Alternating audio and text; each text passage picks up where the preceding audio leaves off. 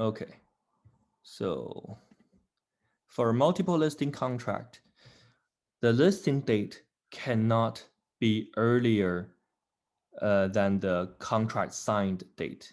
So for example, the contract was signed today, May 16th. The listing starting date cannot be earlier than today. And listing starting date cannot start 4 days later than the contract sign date.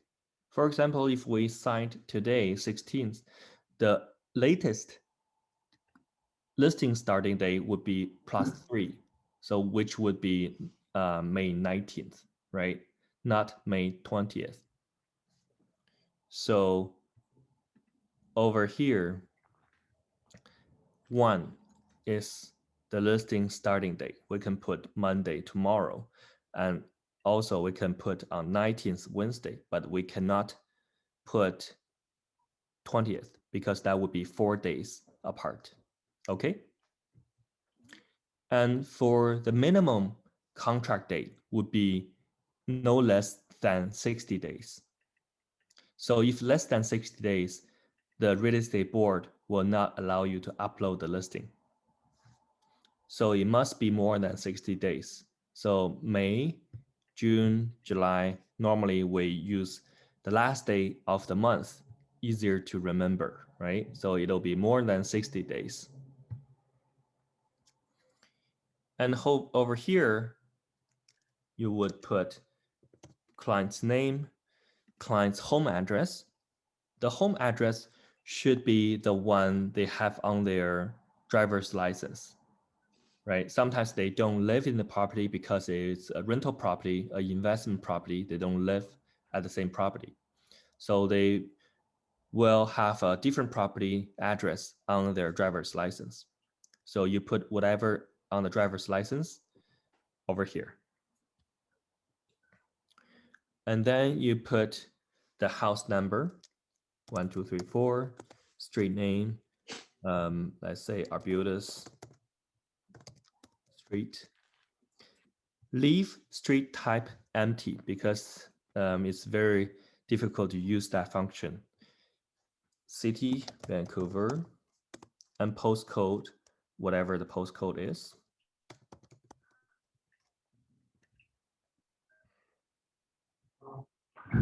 And PID number. PID number and legal description are the two most important information. Okay, are you logged into Paragon? Yeah. Okay, let's go to Paragon. So if you want to search for PID number and legal description, you go to tax. Click on tax, and then click on British Columbia.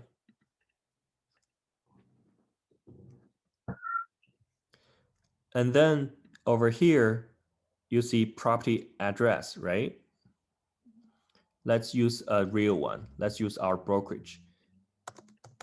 So that's the number. That is the street, right? So you just have to enter street number and street name. If your listing is a condo or townhouse, then you have to enter a property unit number over here, okay? And then on the top, you see 1, right? Click on search. That means we found one. And then you find the right address and you double click. Now over here on the top section, property ID, that is the PID you need. Select, copy, and then go to web form and paste. Paste at PID. And then we go back again. Legal information. You see legal description, right? We copy this legal description and go back to web form and paste it. A legal description. Okay. And that's finished for section 2. Section 3, you put a price. Let's say $5 million.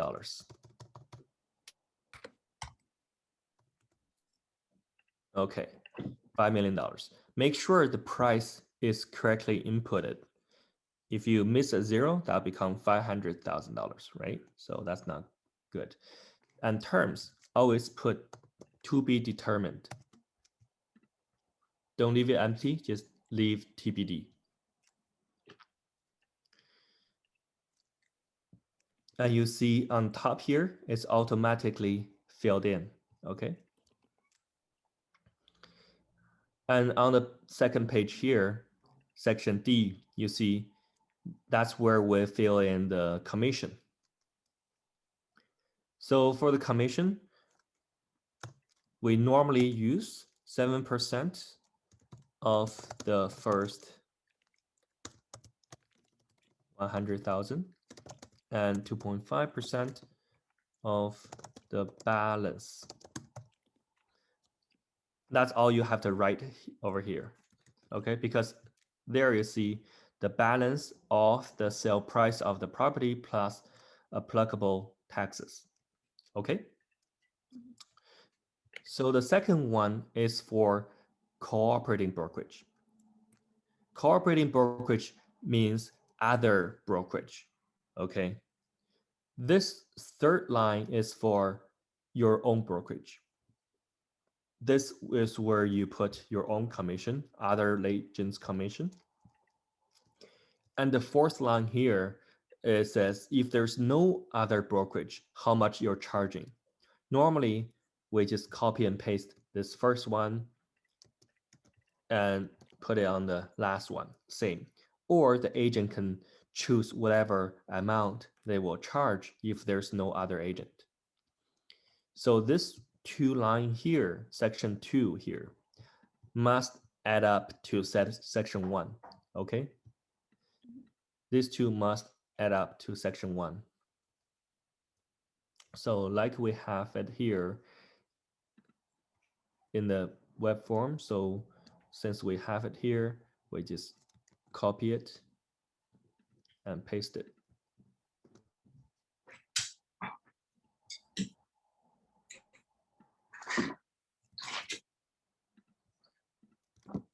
Okay. So let's go to next part. Section 7A is the agent name. Okay, always put agent name on section 7A.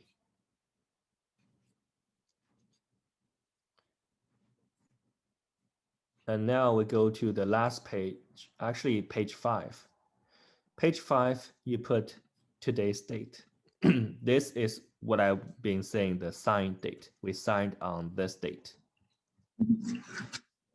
Over here, you have to make sure you select the right selection. Is the client resident of Canada or they're non-resident?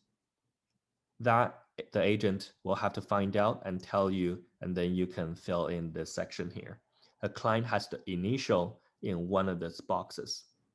Client has the initial. When you're preparing DocuSign, you have to make sure you initial in one of these boxes. And also here, client's name and client signature. On the right side is the managing broker's signature. So just leave this part empty and fill in over here, the agent signature.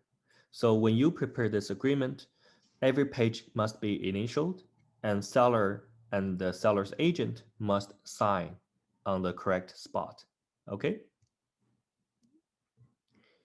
Over here is Schedule A. Okay, so when we have this listing, Schedule A is the terms you agreed with your client. And also you can put your team disclosure in this Schedule A part. Instead of that trading agency, you put Schedule A is also okay. So for example, you have other agreement says, for example, I will do, let's say, I'll do a free photo shoot, right? And number 2, I'll do a free floor plan for you. So this part, you have to list everything that the agent has agreed with the seller. Sometimes agent has a template for you to copy and paste into Schedule A.